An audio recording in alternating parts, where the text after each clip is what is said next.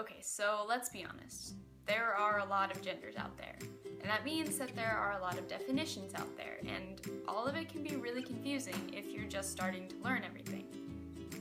Actually, it can be confusing even if you've been learning for years. So I came up with a way to sort of visualize everything. Reading definitions all day is great, but it's not always easy for someone to pick up and understand gender when all you have to look at is words. Instead, let's look at colors. I have with me here a beautiful box of Crayola crayons, and hopefully this will make it a little easier to visualize gender. I will assign colors to genders and then use that to explain them. And also, I apologize if you hear your gender and it's not assigned to your favorite color.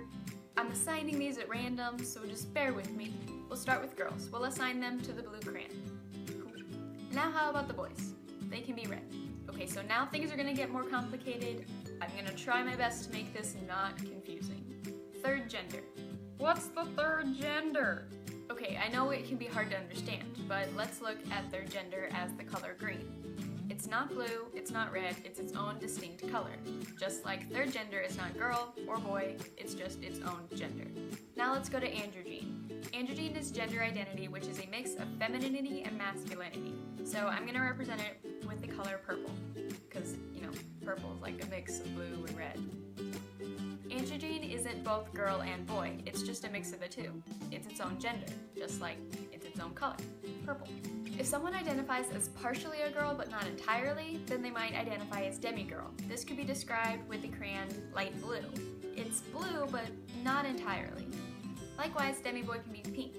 It's still kinda red but not entirely, just like Demi Boys identify as partially boys but not entirely. So what about agender? An agender person feels they have no gender, so we could describe them with a white crayon, which is the absence of color.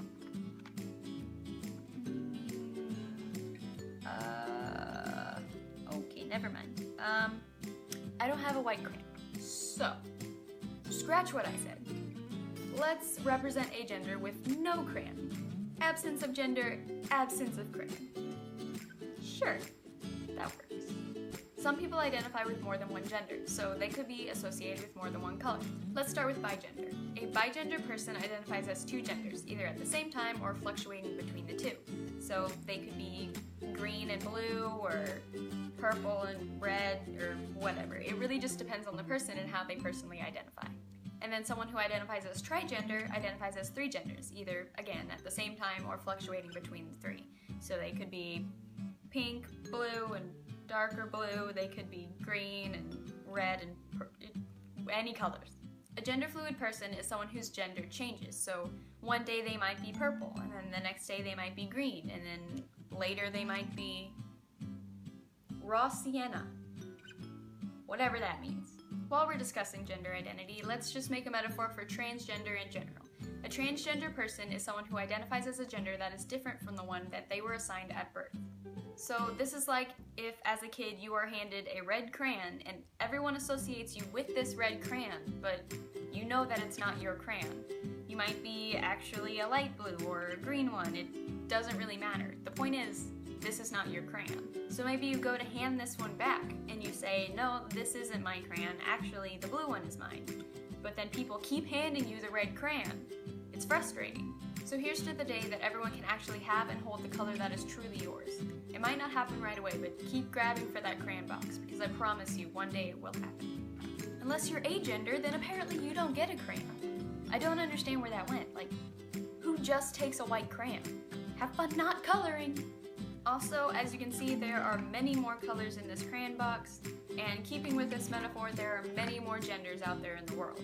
I really only touched on a few in this video because it would take hours to assign genders to each of these colors and explain them without being even more confusing than I already was. But I hope this video could somewhat make it a little easier to understand. And I know that there's a lot of negativity out there. People say all the time that there are too many genders, but what kind of world would we live in if we only had blue and red? The world is better and brighter with all of these colors in it, so keep that in mind. I just sound so lame when I say that. It sounds less cheesy in my mind, I promise.